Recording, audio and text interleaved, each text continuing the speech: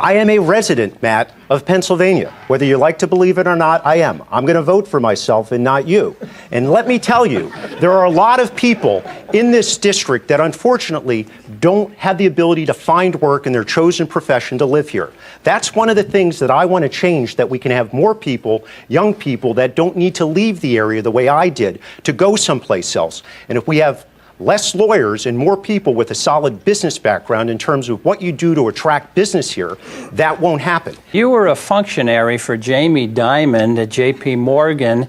You know less about making jobs than anybody in this room. All you ever did was destroy jobs. 18,000 people lost their jobs. That's what you know how to do. I'll allow you 30 more seconds if you'd like. Wow, Matt, I mean, you really should stop because you don't know what you're talking about. I've created jobs around the country, oftentimes with women entrepreneurs. Leadership starts at the top, I do my part to try to foster cooperation with Republicans and not stir up trouble. $32 trillion, the amount of money that would need to be raised in terms of incremental taxes, that's not what we should do. The government has not proven itself to be efficient at most things, and for them to take health care, for us to wind up waiting in line, taking a ticket, and winding up having reduced health care.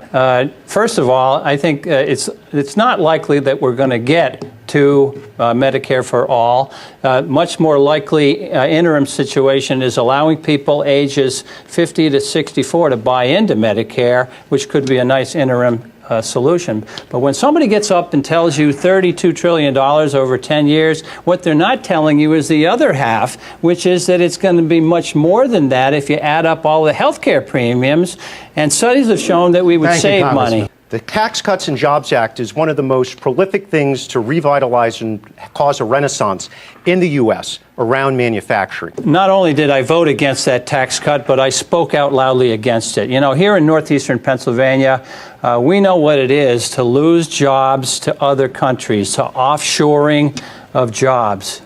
Places like the wealthiest people, that same group, actually had their burden of taxes being paid increase from 83 to 86.9%. So look, this is something that I feel very strongly. One of the things we need to do is to come back and lock in the tax cuts for the middle class, not the wealthy. That is something that I would make a top priority when we go to Washington, because the economy has been growing faster, we can afford to do it, and we should lock it in for the middle class today so they don't sunset. That tax cut bill, it took the corporate tax rate, which I agreed the corporate tax rate should have come down, but they took it to 21% for American companies making profits in this country, but down to 15% for American companies making profits in other countries. I was asked the question, do I believe that we should cut Social Security? And I responded, no. My opponent actually had someone who came in and illegally videotaped me for over an hour. And I would say that tape should be released in its entirety in terms of what I said in that meeting. And I'd be very proud for every listener, every voter to look and see what I said. My view of these people in the caravan, we have to follow the law, Andy. We have to look at are there claims for asylum? If there are, we have to follow what due process laws are in place. We have to give them a fair hearing to see if there are legitimate claims for asylum. My wife, Maria, is a native of Honduras. I've traveled to Honduras 50 times in my life. I know what the life is of the Honduran people in that country, but there are laws. If you want to come to the United States, Maria's family members for years had to go to the American embassy to get a visa. What we're seeing is an unprecedented attack on the United States sovereignty in terms of people traversing through Guatemala, Mexico, coming to the United States. Climate change is an existential issue. It's a threat. Scientists know it. The great majority of thinking people understand that this is true. We need to look to India and China and the vast amounts of sulfur-spewing coal that they still burn. So we need to try to do this in a balanced way where we don't unnecessarily burden U.S. corporations and have jobs leave, have people lose employment opportunities. But it is something that I think we can find a common ground to try to work with our neighbors around the world to come up with something that makes sense.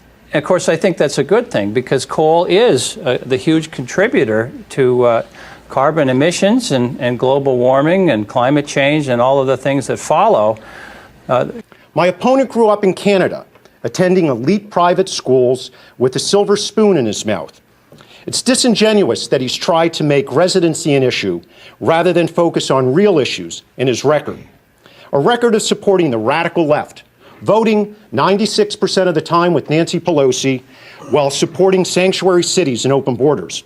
I was born in Erie.